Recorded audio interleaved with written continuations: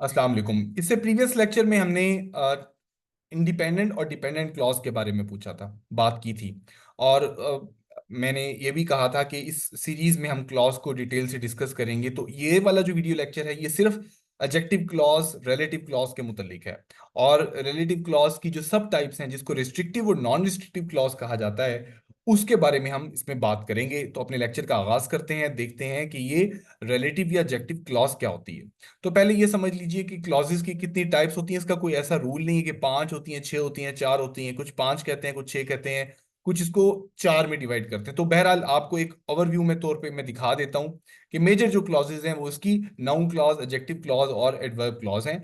इसके अलावा अगर आपने मजीद इसमें ऐड करनी है तो आप इसमें कंडीशनल क्लॉज को भी ऐड कर सकते हैं, और जिसमें वो इफ कंडीशनल वाले सेंटेंसेस आ जाते हैं तो वो क्लॉजेस भी इसमें आप ऐड कर सकते हैं। तो आज का जो हमारा टॉपिक है वो रिलेटिव क्लॉज है, जिसको एडजेक्टिव क्लॉज भी कहा जाता है। रिलेटिव क्लॉज या एडजेक्टिव क्लॉज इसलिए इसको कहा जाता है क्योंकि ये किसी नाउन या प्रोनाउन को मॉडिफाई कर रही होती है, उसके बारे में मजीद इंफॉर्मेशन हमें दे रही होती है।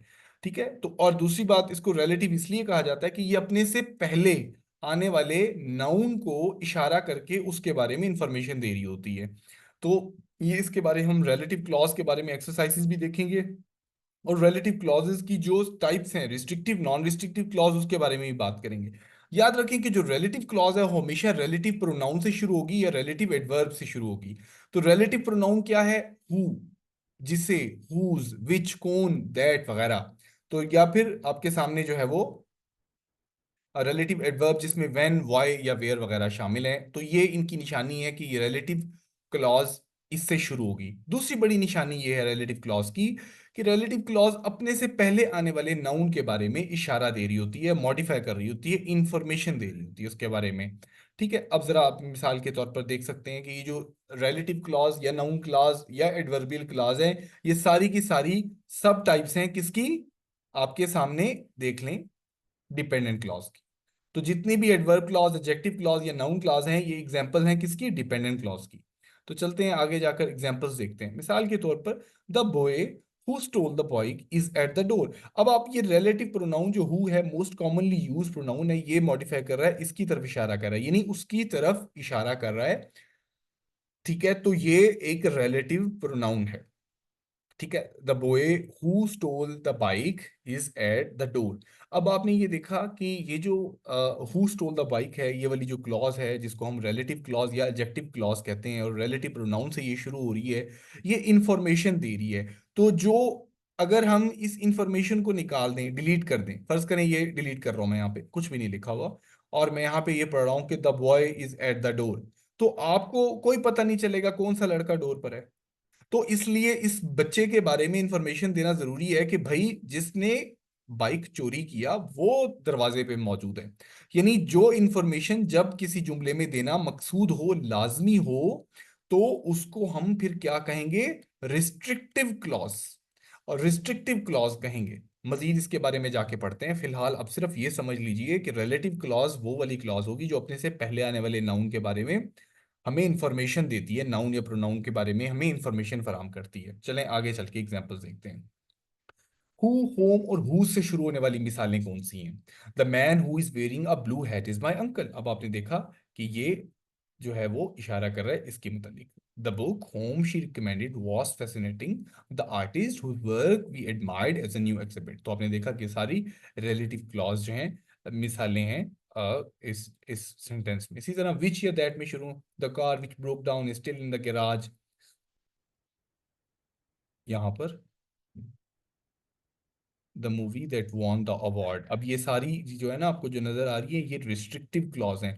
रिस्ट्रिक्टिव क्लॉजेस वो होती हैं जो कि जरूरी होती हैं मीनिंग को कन्वे करने के लिए। ठीक है। अगर हम इन रिस्ट्रिक्टिव क्लॉजेस को हटा दें और इसको इसके साथ जोड़ दें जुमले को, मानी कन्वे हो जाएगा लेकिन पूरी इंफॉर्मेशन नहीं मिलेगी। अच्छा, when, where, they, why, I will never forget the day when we first met.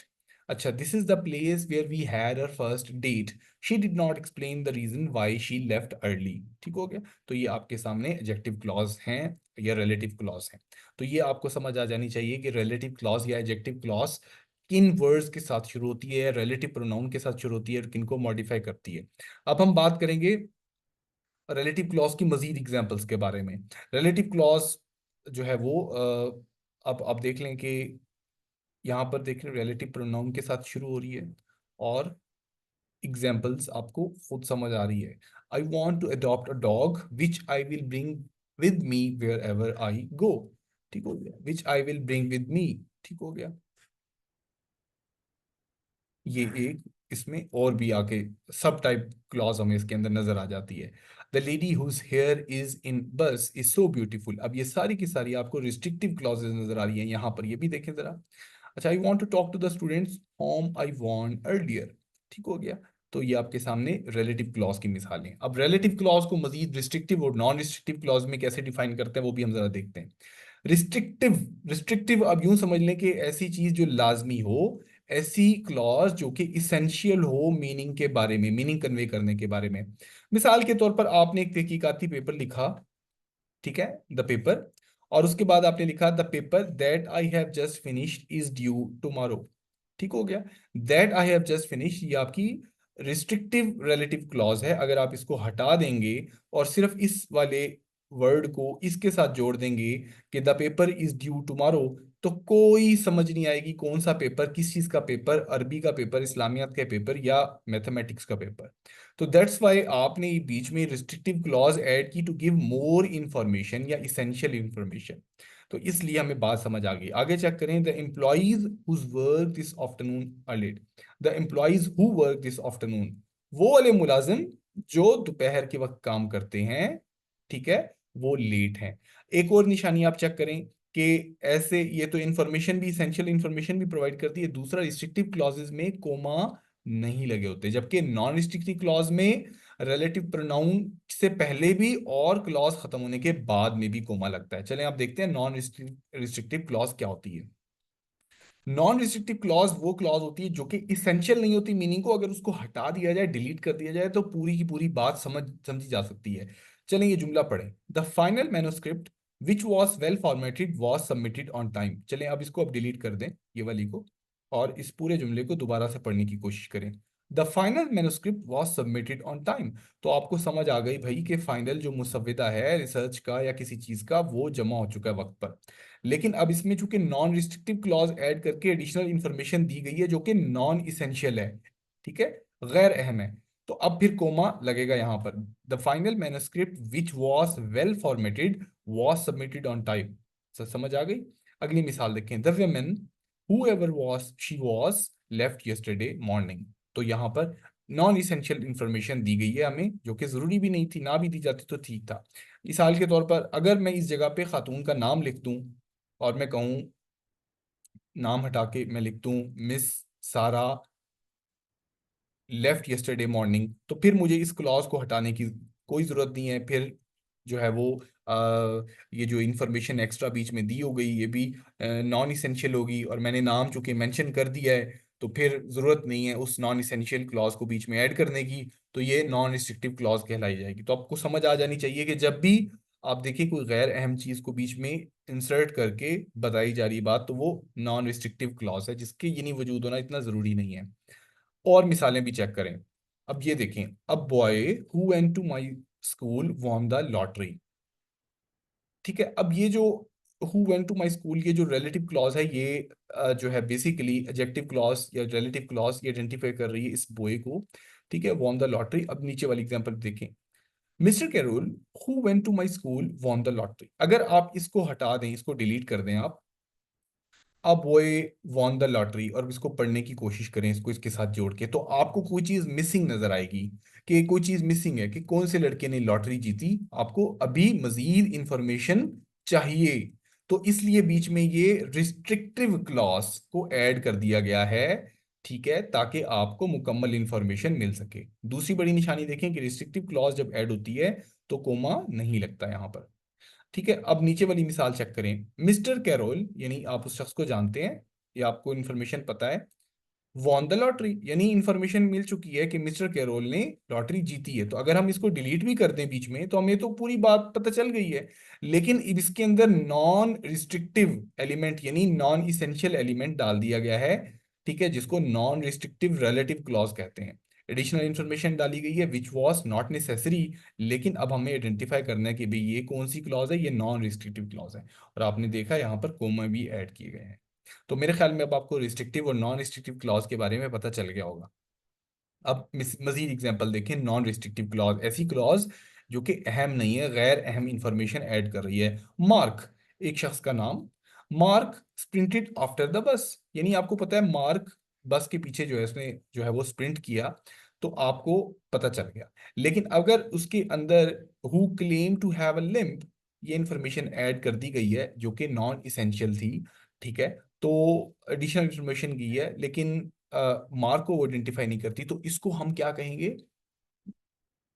इस वाली क्लॉज को हम कहेंगे, ये वाली क्लॉज आपके सामने नॉन रिस्ट्रिक्टिव क्लॉज, यानी जिसकी इसेंशियल नहीं है, इंपॉर्टेंस नहीं है जितनी, यानी यानी जिसकी इंफॉर्मेशन एक्स्ट्रा दी गई है। रिस्ट्रिक्टिव क्लॉज को चेक करें। The tramp sprinted after the bus, तो हमें अभी स्टिल इंफॉर्मेशन चाहिए कि किस ट्रैम्प के बारे में बात की जा रही है, तो इंफॉर्मेशन रिक्वायर्ड है आइडेंटिफाई करने के लिए, तो इसलिए इसको रिस्ट्रिक्टिव क्लॉज कहा गया। हालांकि दोनों वर्ड सेम है ये, लेकिन चूंकि जुमले की और जो है वो अननोन किसी या अनफैमिलियर सेंटेंस के अंदर मजीद इंफॉर्मेशन ऐड करने के लिए जो रिलेटिव क्लॉज ऐड की जाएगी उसको वो इसको रिस्ट्रिक्टिव क्लॉज कहते हैं। हम बेसिकली इन सारों को रिस्ट्रिक्टिव या नॉन रिस्ट्रिक्टिव क्लॉजेस को हम एक ही दर्जे में जांचते हैं, उस दर्जे को कहते हैं हम रिलेटिव क्लॉज या एडजेक्टिव क्लॉज।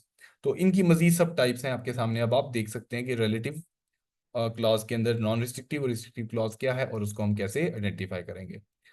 फाइनली इस एग्जांपल को समझ लीजिए और इसके बाद हमारा ये लेक्चर इख्तिताम पजीर होगा कि एडजेक्टिव क्लॉज या रिलेटिव क्लॉज वो होती है जो कि एडिशनल इंफॉर्मेशन नाउन, लोगों, जगहों या प्रोनाउन के मुतालिक बताए।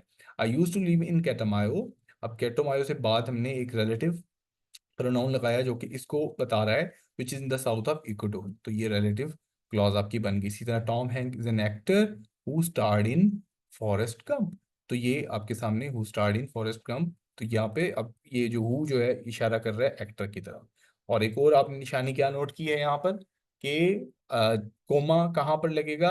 कोमा की जगह पे लगेगा जब भी आपके सामने नॉन रिस्ट्रिक्टिव क्लॉज होगी। रिस्ट्रिक्टिव क्लॉज जो जरूरी है मीनिंग को आइडेंटिफाई करने के लिए, वहां पर क्लॉज जो है वो कोमा वगैरह नहीं लगेगा, ठीक है। अब फाइनल एग्जांपल्स देख लें। The book that I borrowed is excellent, अब ये जो बुक दैट आई बोरोड ये रिस्ट्रिक्टिव क्लॉज है, क्योंकि आपको ये बताना है कि भाई कौन सी किताब आपने ली है। एक्सीलेंट तो है लेकिन कौन सी वाली जो बोरो की है, तो ये भी रिस्ट्रिक्टिव क्लॉज है, रिलेटिव क्लॉज की एग्जांपल। और ये जो दैट है इशारा कर रहा है बुक की तरफ। इसी तरह शी मेट द पर्सन, ये हु इशारा कर रहा है पर्सन की तरफ, लेकिन ये हु रोड द आर्टिकल हमें एडिशनल इंफॉर्मेशन प्रोवाइड कर रहा है, तो ये भी इसेंशियल क्लॉज है, रिस्ट्रिक्टिव क्लॉज है। इसी तरह the place where we met was beautiful, where इशारा कर रहा है इस प्लेस की तरफ जो कि इसे रिलेटिव क्लॉज बना रही है, जबकि वेयर वी मेट एक रिस्ट्रिक्टिव क्लॉज है जो कि इंफॉर्मेशन मजीद हमें प्रोवाइड कर रही है। आपके सामने एडजेक्टिव क्लॉज की मजीद टाइप्स भी देख सकते हैं। Have you seen that book that lost, book की तरफ इशारा, I have a friend whose brothers lives abroad, इसी तरह mister mister Wade who is very kind is my teacher, ठीक है। Fruit that is ground organically, ये हर जो प्रोनाउन है पहले वाले को इशारा कर रहा है, तो यहाँ पर मेंशन भी किया गया है कि कौन से प्रोनाउन जो आ रहे हैं क्लॉज से पहले उनको इशारा करके बताया जा रहा है। होप सो आपका ये जो एडवर्ब एडजेक्टिव क्लॉज है या रिलेटिव क्लॉज की समझ आ गई होगी। हमारा जो नेक्स्ट लेक्चर होगा वो नाउन क्लॉज के बारे में होगा। अगर आपको इस लेक्चर के मुतालिक कोई सवाल हो तो आप पूछ सकते हैं। शुक्रिया, थैंक यू वेरी मच।